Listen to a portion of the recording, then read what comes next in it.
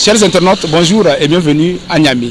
À quelques jours de la célébration de son premier anniversaire de son accession au pouvoir, le Conseil national pour la sauvegarde de la patrie prend une décision importante de revoir à la baisse le prix du carburant à la pompe. Cette mesure mise en application ce 23 juillet 2024 sur toute l'étendue du territoire national pour atténuer la cherté de la vie à laquelle la population est confrontée. Dans la population, c'est un ouf de soulagement. Depuis le mardi 23 juillet, la baisse des prix du carburant est effective à la pompe. Cette mesure est attendue depuis plus de 10 ans. Premiers à bénéficier de cette baisse, les chauffeurs de taxi sur leur parc au grand marché de Niamey, ils ne cachent pas leur joie. Maintenant, on achète le litre à moins de 500 francs. On réduit ça à 500 francs. C'est bon. C'est bon pour nous quand même. On est satisfait. Même aujourd'hui, moi, j'ai pris que 15 litres seulement. Parce que je sais qu'avec les 15 litres, je travaille seul. Ça va me faire la journée. Donc, je suis content. Parce qu'avant, il y a d'autres qui prennent jusqu'à 30 litres pour travailler dans la journée. Mais maintenant, avec la réduction là, je pense bien que ça va mieux. Au moins une baisse de 50 francs CFA sur le litre du carburant. Mais pour ce conducteur de minibus, pour le moment, pas question de diminuer les prix du transport.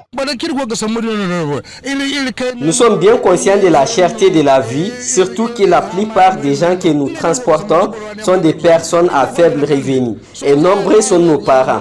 Mais on ne peut pas de sitôt diminuer les prix du transport. Si seulement le gouvernement avait baissé les prix du carburant à la pompe à 100 francs ou 150 francs, nous n'allons pas hésiter à revoir les prix. De la population, on salue cette mesure des autorités militaires, mais pour certains syndicalistes, cette baisse est très loin des attentes. La réduction cumulée ne fait que 1025 francs. Donc 1025 francs, en tout cas par jour de réduction, ne peut pas nous permettre quand même de réduire sur un passager ne serait-ce que 5 francs.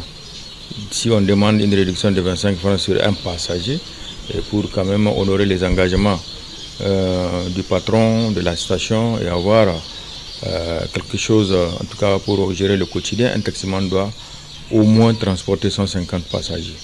Donc vous voyez, si on demande une réduction d'au moins même 25 francs, ce qui nous fait minimum 25 francs multiplié par 150 passagers, ça fait quelque chose de 3250. Du coup, on peut constater aisément que entre ce que nous avons eu comme réduction et ce que nous demandons comme effort, c'est pratiquement impossible.